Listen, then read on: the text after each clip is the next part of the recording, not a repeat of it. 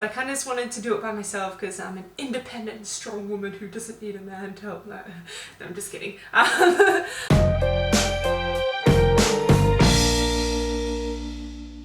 YouTube, it's Emily here and I'm back with another video from my brand new Tokyo apartment! Yay! I'm so happy with it. So coming from the countryside in the middle of nowhere, from a really old house where I needed a spray gun to flush the toilet to this brand new apartment is like crazy and overwhelming for me, but I'm really happy and super psyched for my new life here in Tokyo. Yay! So it might be a little bit echoey, and that's because I haven't really bought anything for my house yet. So basically all I have is a fridge, a futon, and like bits and pieces that I brought from Hirado, but I still need to purchase like a couch, a bed, a washing machine, like everything. So that's gonna be happening over the next few months, I think, and oh my god, I'm so happy. Also, the lighting in my main bedroom isn't too great for filming, so I'm gonna have to purchase some lighting for my YouTube videos, otherwise everything's gonna look kind of yellow, which I don't think I'll be happy with. So I'm using this lovely bright light here today in my kitchen, which is probably a very big difference from my old kitchen if you guys watched my videos in Hirado. So I'm super happy. I really want to make some cooking videos because I've got a really nice space to do that now, so I'm really happy. Anyway, I'm just rambling on. I'm not going to do an apartment tour yet until I've purchased everything and I've kind of styled it how I want to do it, but today I thought I would talk to you guys about how I actually found my apartment, because I know a lot of you had questions when I uploaded some pictures onto Twitter and Facebook about like, wow, it's so new, how did you find it? Is it expensive? Is it cheap? So I'm going to answer all of these questions today. I feel like I should start at the beginning of the story of how I started searching for my apartment. So from January this year, I basically knew that I was going to be moving to Tokyo. So I started kind of looking into areas and places where I thought that I would want to live.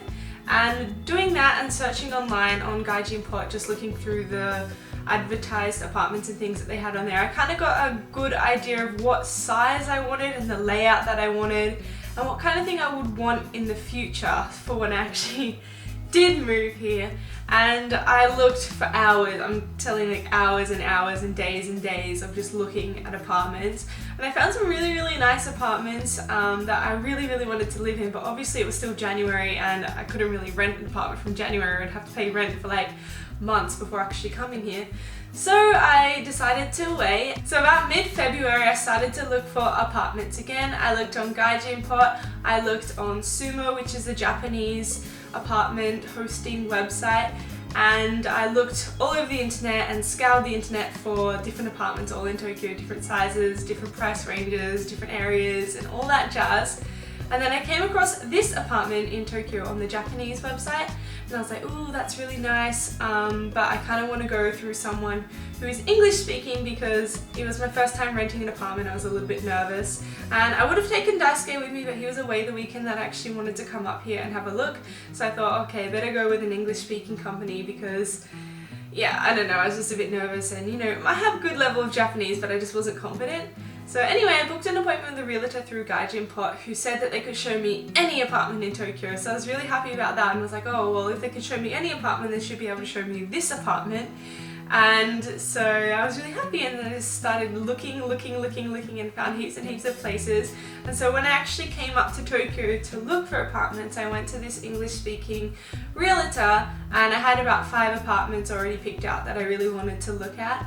And they showed me a lot of apartments, and they looked on their database to show me all of the apartments that they had in Tokyo available, and this apartment didn't actually come up. So I was like, hang on, like it's available, it's on the Japanese website, why isn't it coming up in your database? And they said, oh, we're not sure, like is it available? So I got them to call the Japanese company that was doing this apartment, and they said, oh, we're really sorry, but we can't show you that apartment. And I was like, what? You said you could show me every single apartment in Tokyo. And they're like, oh yeah, but we can't show you that one. And I was like, what? You said you could show any apartment in Tokyo, so I was a bit confused. Anyway, cut the story short, I ended up going outside and contacting this company who owns this apartment directly via phone call, and obviously they don't speak English, so I had to like go and buddy with the Japanese. And they were like, yeah, come on, yeah, come now, we'll show you the apartment, we're looking for people. So I went to the company that owns this apartment, and they took me straight to the apartment, and they gave me all the outline, like how much it was going to cost for all the move-in fees and all that kind of jazz. And so then I came and I looked here and I was like, this is the place. I'd seen this place online like weeks ago, and I just knew when I saw it that this is where I was going to live. So yeah, as soon as I walked in I was like, yeah, I'm done. This is where I'm living. And the really good thing about this apartment is that, I guess I have to do a bit of explanation, but in Japan you have to pay like deposit, which is shikikin, which is, I think that one's the deposit, and reikin, which is kind of like gift money. But the thing about this apartment is that they didn't have any shikikin or reikin, so that was all zero. And it also had a 1 month free rent campaign, so that was like 3 things I could save money on. And even though, I'm not going to say how much my rent is, even though my rent is a little bit more expensive here, the moving costs overall were cheaper. So if you factor that in over 2 years of renting this apartment, overall it worked out cheaper. So I was super happy because this place is brand new, no one's lived here before, and I could move in like really cheap, so I'm so happy with that. And so then we went back after we came here to the company's office to, you know, fill in all the forms and like the application and all that kind of thing. And I was like, oh, is it okay? Because, you know, I'm a foreigner, is there a problem with me? And he's like, oh no, it's fine because you can speak Japanese. And I was like, oh, okay, so that makes a difference. Because when I went to the previous company before I came to the one that owns this house, they said, oh, because you're a foreigner, you'll probably have to pay like an extra month's rent or deposit because, you know, you're a foreigner. And I was like, that's a bit like racist, to be honest. And then when I came to this company, I said, oh, do I have to pay an extra fee because I'm, you know, foreign? And they're like, no, what are you talking about? No. So I was like, okay, well, maybe it was just a way for like the foreign company to make more money. And I was like, oh, that's a bit strange. Why were they saying I had to like pay extra month's rent? So I don't know, but anyway, I was really happy that I could do it all in Japanese. And so because I could do it in Japanese, you have to have a guarantor company here in Japan, so someone that will like pay your rent if you don't pay your rent, but you have to have one. Japanese or non-Japanese, you have to have one. And because I could speak Japanese, I could go with a Japanese company, so the actual cost for that guarantor company was lower. For foreign companies, it's somewhere between 80 to 120% of 1 month's rent. For the Japanese company, I think it worked out at 60%, but some of them you can get really low, like 40% of 1 month's rent, but my one was, I think, 60%, so I saved a lot of money on that as well. And so I guess the whole story coming to an end now. From when I made my application, I got lots of calls from the guarantor company and the real estate, working it all out. Anyway, I had to pay my official moving cost, which was really low, just the agency fees and the guarantor company fee, and then like the insurance and stuff for this place.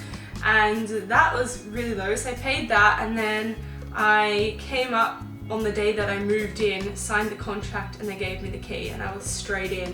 So I was really happy about that. And yeah, I think the whole process altogether took about, it was probably like just over 2 weeks, but I could have done it in about 1 week if I really wanted to. But because I was living in Nagasaki, I couldn't really come up here to sign the contract again before I actually moved up here. So yeah, it was all really cheap. Anyway, I think I was leading towards this anyway, but I just want to say, like, if you can speak Japanese, I highly recommend going through a Japanese website or a Japanese realtor, because you will save so much money and you can find much better deals on there. Things that usually are only open to Japanese people, but because you do speak Japanese, you can get those deals as well. And I feel like I know a lot of you who are coming probably don't speak Japanese and will have to go through like an English speaking realtor company, but if you have a Japanese friend that can help you out, I highly recommend that over going through a foreign company because you can save so much more money. You can find better deals and you can find better apartments in better locations.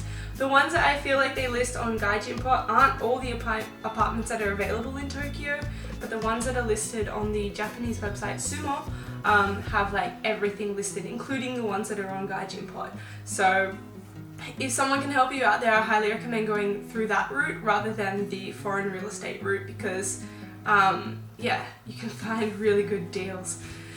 Anyway, that's all I really wanted to talk to you about, and I will eventually do a apartment tour, but for now I will just put in some pictures from around my apartment.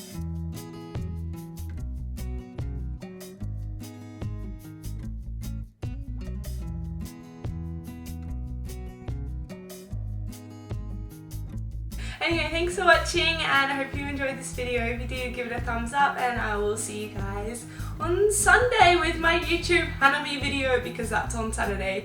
Hopefully it's not rained out, but if it's not, then I'll see you on Sunday with a Hanami video. So thanks for watching. Bye! Literally like 2 weeks after I got to Japan, my tooth hurt so much. And I was like, oh my god, I don't want to go, I don't want to go, I don't know what Japanese dentists are like, and it freaked me out. And so I just kind of like put up with it, and this went on for months. And then I was like, okay, I've got to book